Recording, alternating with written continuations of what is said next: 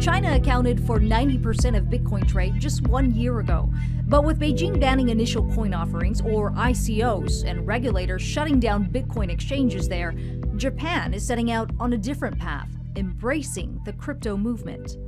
Bitcoin trade here in Japan accounts for nearly half the global trade volume. Compare that to 25% in the US. The number has surged since the government passed a new law earlier this year recognizing the digital currency as a legal form of payment. That law encouraged some big retailers here to partner with Bitcoin exchanges and begin accepting the digital currency. There's already more than 4,500 stores that let you pay with Bitcoin here, and the Nikkei says that number could increase fivefold by the end of the year. So we've recruited Mai Fujimoto, who's also known as Miss Bitcoin here in Japan, to take us to some of these stores that are accepting the digital currency. You ready to go shopping? Yeah, sure. Okay, let's head out. Let's go. Mai's become a type of crypto evangelist in Japan, blogging and tweeting about all things Bitcoin. Her nickname, a way to familiarize people with what was largely an unfamiliar space until recently. You started investing in 2011. How much was Bitcoin then? About 1,000 yen. 1,000 yen. Yeah. That's roughly $10 US, a price that's jumped more than 500% since.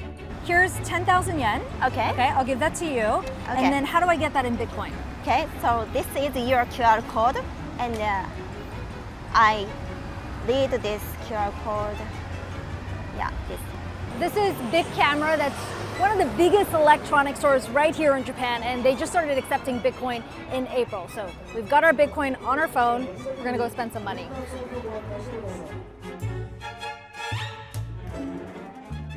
So that's 0.00336, but it basically amounts to 1,803 yen.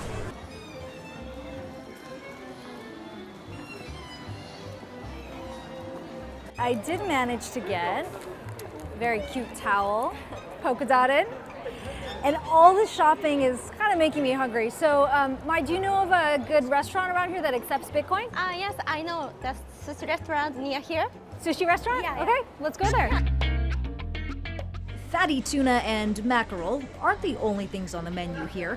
A Bitcoin ATM greets customers looking to top up their digital wallets. In your daily routine, how much of what you use is Bitcoin and how much do you pay in cash or credit card? Maybe 19% I paid not Bitcoin. Not Bitcoin. Yeah, only I use Bitcoin for send money overseas. Mai says regulations built trust in the currency, but people aren't necessarily using it to replace cash. Bitcoin's still considered an investment, not an everyday currency here. Many people have Bitcoin now buy Bitcoin, and maybe we need time to use Bitcoin. So maybe they have to learn more about Bitcoin. That curiosity's led to an increasing number of public seminars like this one on ICOs.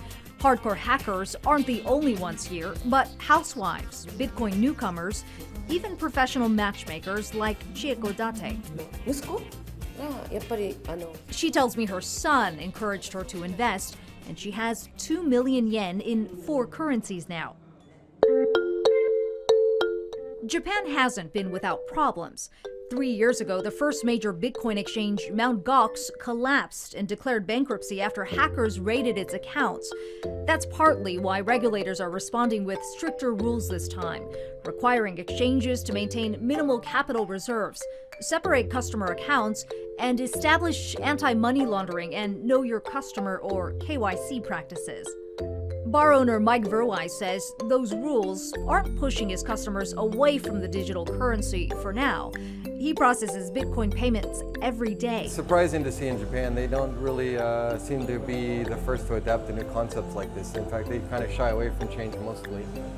But maybe they're gonna grab it and run with it, I hope. And with Bitcoin still largely banned in China, there's plenty of opportunity for Japan to take the lead.